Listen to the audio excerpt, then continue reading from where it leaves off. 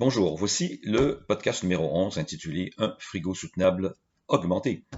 C'est le dernier podcast de l'année 2021. Vous allez le constater, on a parcouru un chemin considérable sur le plan conceptuel, technique et économique. Le nombre de portes augmente. Il passe à 3. J'ai ajusté aussi les dimensions du réfrigérateur en réduisant sa largeur à 56 cm et en augmentant sa hauteur à 188 cm. Ça donne un plus grand congélateur. J'ai changé aussi le mode d'usage du compartiment légumes-fruits et on verra aussi que j'ai accru nettement le volume de conservation les concernant. Le congeau, situé en haut, devient un tiroir. On accédera au contenu par les côtés. La partie centrale habituelle s'ouvre sur un volume plus étroit, certes, mais offrant malgré tout une capacité d'organisation accrue et un accès plus facile, comme on le voit dans le podcast numéro 10, qui démontre les bénéfices de 2 étagères supplémentaires. La porte frigo ne comportera pas d'étagère sur toute la hauteur de la porte puisque l'on veut faciliter le glissement des étagères les plus basses afin de faciliter l'accès et accroître ainsi l'occupation du volume, notamment pour les contenants plats. Et puis, ça facilite la visualisation de ce que contiennent ces étagères. Et le compartiment légumes est séparé et on accède au contenu par un tiroir dans lequel se trouveront des paniers rigides en fibres, chanvre, osier, lin ou casier en bois que l'on peut retirer du tiroir afin de manipuler le contenu sur le comptoir. Alors, la question que l'on s'est posée à l'atelier de la soutenabilité appliquée est la suivante. Vaut-il la peine qu'on se lance dans le frigo soutenable pour y mettre des aliments produits industriellement, massivement, à grand renfort de produits chimiques, lesquels contribuent à la détérioration des sols et réduisent leur capacité de captation du carbone? Ne pourrions-nous pas pousser plus loin le frigo soutenable que nous esquissons depuis plusieurs mois afin que sa prestation soit augmentée pour une conservation élargie et diversifiée? Soit qu'il soit d'abord compatible à une production locale des aliments, notamment fruits et légumes, en offrant les moyens soutenables de conservation appropriés à chaque groupe de fruits ou légumes, qu'il soit lisible, communicatif ou expressif, afin de faciliter une gestion intuitive d'un frigo augmenté et facilite en même temps la disparition du gaspillage alimentaire au logement. Qu'il supporte par ses moyens de conservation augmentée l'abondante production du potager familial ou communautaire, comme celle du maraîcher local, qu'il permette une conservation des saveurs afin que la viande soit moins fréquente dans l'assiette, qu'il influence des pratiques soutenables en approvisionnement alimentaire parce qu'il est un moyen de conservation disponible et efficace dans la cuisine, la dinette, la salle à manger. Conservo, un module de conservation flexible.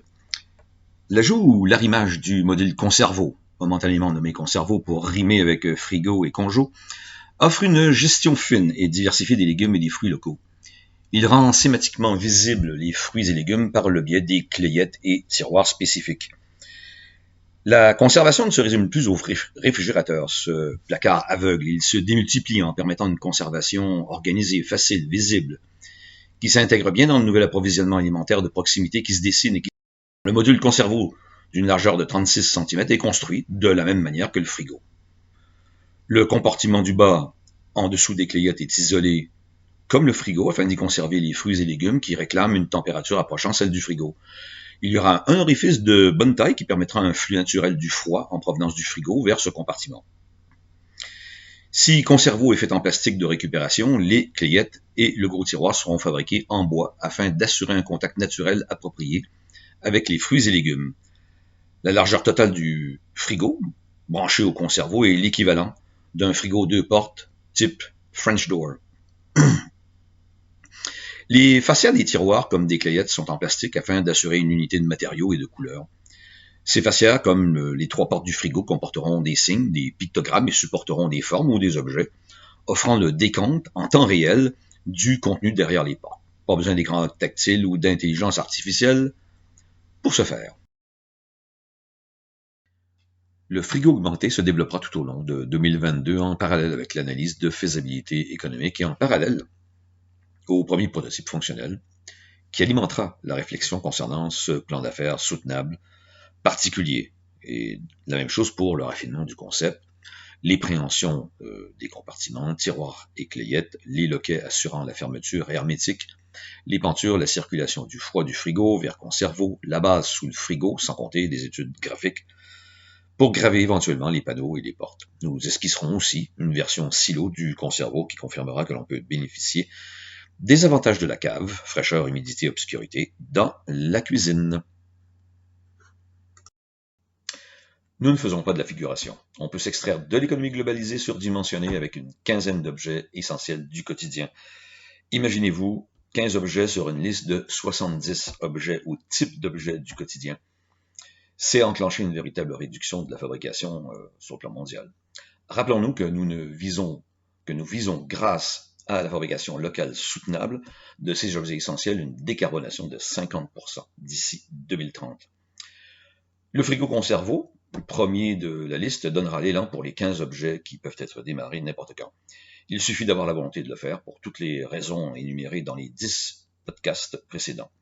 Le temps presse, 2030, c'est dans 8 ans, 96 mois, 384 semaines, 2920 jours. Il faut passer à l'action.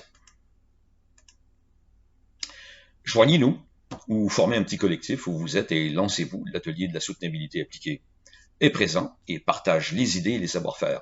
Le projet est reproductible partout moyennant certaines règles. 20 critères de soutenabilité, 5 considérations macroéconomiques à intégrer pour chacun de ces objets essentiels du quotidien. Avec 15 objets ou types d'objets, il y a de quoi faire. Et justement, ce sont nos façons de faire qu'il faut changer avant de changer notre mode de vie. Alors à la prochaine, en 2022, il y aura un bon nombre de podcasts. On va beaucoup avancer dans ce projet-là. À bientôt.